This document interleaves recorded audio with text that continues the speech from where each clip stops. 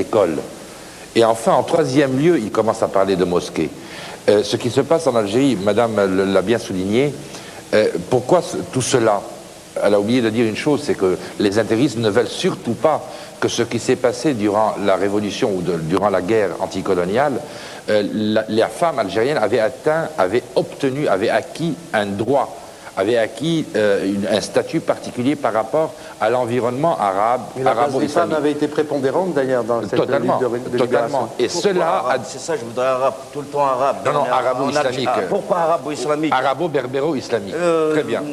Non, pourquoi? Parce qu'il y avait... Mais bon sang, mais pourquoi?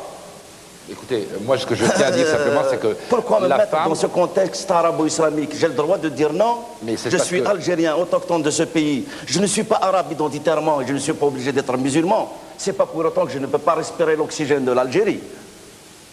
Monsieur Younes, je ne suis pas en train de vous dire que vous êtes absolument à 100% arabe et à 100% islamique.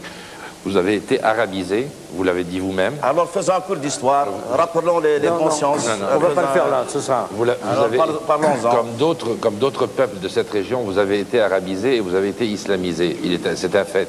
Ce que je tenais à dire simplement, c'est que la femme... qui sont islamisés. Moi, je n'accepte pas aujourd'hui. Je vois la vie d'une autre manière. Bien entendu. Ce que je voulais dire simplement, c'est que les femmes aujourd'hui se retrouvent également comme une cible des islamistes qui veulent leur enlever le droit acquis durant la Révolution précisément, et avec la complicité de beaucoup de gens du pouvoir d'ailleurs. Deuxièmement, vous parliez tout à l'heure de l'âge des gens, des islamistes, mais il faut dire qu'en Algérie, 70% de la population a moins de 31 ans. Et sur ces 70%, il y a près de 65% qui sont touchés de plein fouet par le chômage.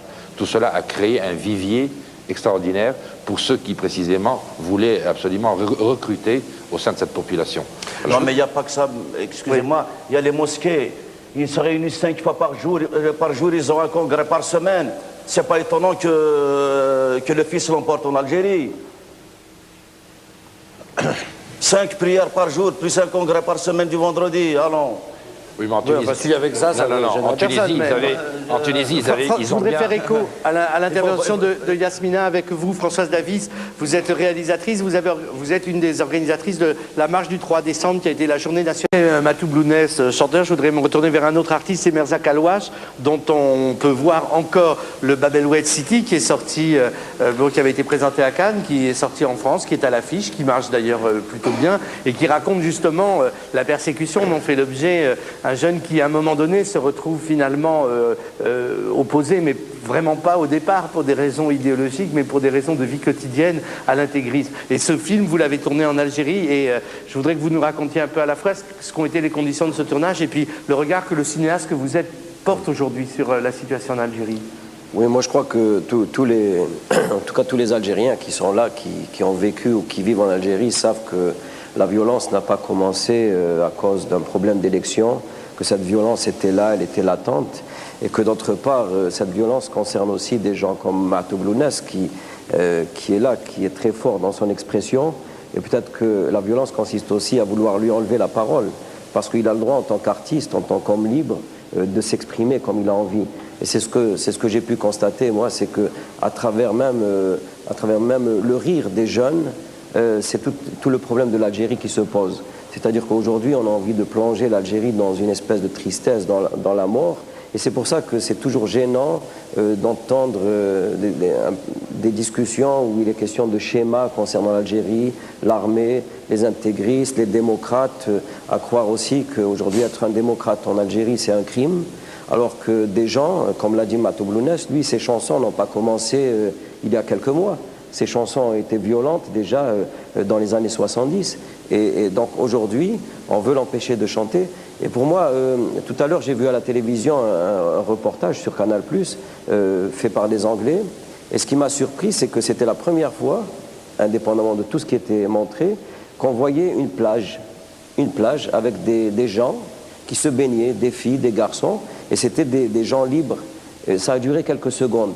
Mais par exemple, jamais les journalistes français, quand ils sont allés en Algérie, n'ont montré aussi cette autre vie. Vous n'allez pas reprocher aux journalistes français en Algérie de ne pas aller à la plage quand même.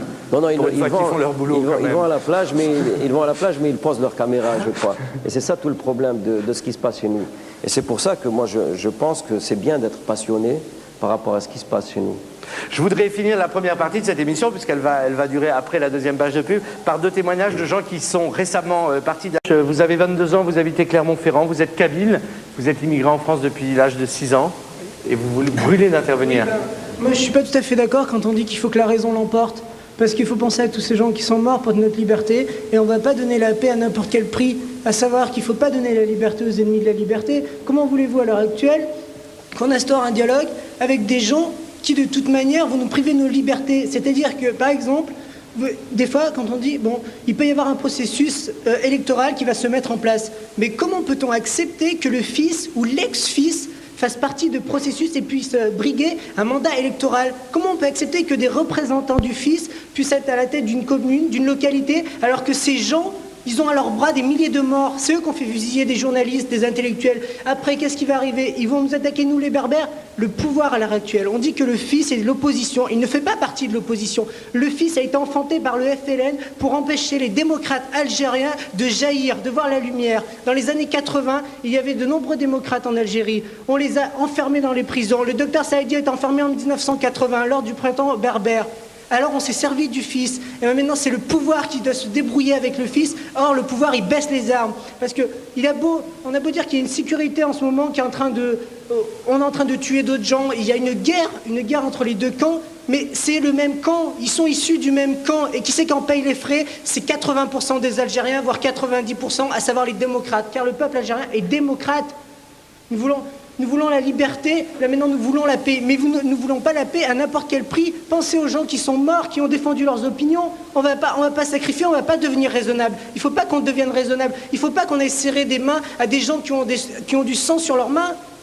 Moi, je n'accepte pas cette vision-là. Et je pense qu'au contraire, il faut prévoir, il faut se dire, mais on ne va pas leur donner de liberté à ces gens. On ne va pas laisser des gens s'exprimer. Regardez la démocratie. La démocratie, elle a enfanté Hitler. Parce que les gens n'étaient pas prêts. Parce que Hitler s'est servi de ce qui s'est passé en Allemagne durant la crise de 29. Mais écoutez, en Algérie, ce qui est en train de se passer, c'est la même chose. À savoir qu'il y a une crise économique, une crise sociale, une crise culturelle, une crise identitaire. Qu'est-ce que le peuple algérien? Le peuple algérien est une entité diverse. À savoir qu'il y a des berbères, qu'il y a des arabes. Et c'est vrai que nous sommes un melting pot formidable. Si on s'était servi de cette diversité, l'Algérie serait un pays extraordinaire. Regardez, en 1963, après l'indépendance, de nombreux économistes disaient qu'il y a seule l'Algérie et l'Afrique du Sud qui avaient le potentiel pour faire partie du G7. Et à l'heure actuelle, quand on s'aperçoit que le PIB par habitant en Algérie est de 2200 $, et qu'on a fait une faillite de l'Algérie, tout ça parce qu'on s'est laissé porter par un pouvoir central, et à l'heure actuelle, le pouvoir central nous dit non, il faut qu'on discute. C'est maintenant qu'on va discuter, c'est trop tard. Maintenant, il faut laisser agir les démocrates, laisser les démocrates. Et je pense que la France a un rôle à jouer au niveau médiatique. Il faut médiatiser les démocrates algériens. Il faut que les politiques français s'engagent. Il faut qu'il y ait des députés, il faut qu'il y ait des ministres qui parlent sur l'Algérie. Il ne faut pas avoir peur. L'Algérie, c'est plus la France. Nous sommes affaire à 2 États. Nous faisons partie du bassin méditerranéen. Alors il faut s'aider entre nous, mais il faut prendre position. Il faut prendre position pour les démocrates, il faut prendre position pour la liberté. Nous, on vous attend. Alors prenez position. Ben, là, c'est de la mouche. Yasmina, brièvement. Oui, brièvement, Non. On va prendre des coups de... Le MCB a lancé l'appel au boycott en Algérie. L'école en Algérie est paralysée. C'est sûr que vous voulez me faire. Alors, vas-y vite. Ça fait 2 mois que l'école algérienne est paralysée. Le MCB a lancé un boycott. On ne veut pas reconnaître cette langue. On vous demande de nous aider. On demande à l'opinion internationale de nous aider sur cette question. Tamazight, langue nationale et officielle en Algérie. Pour les intégristes, et vous aurez cette liberté. Et pour ça, il faut se battre. Attendez, juste, je voudrais, moi, faire parler. Alors, allez-y. Mais prenez un micro d'abord.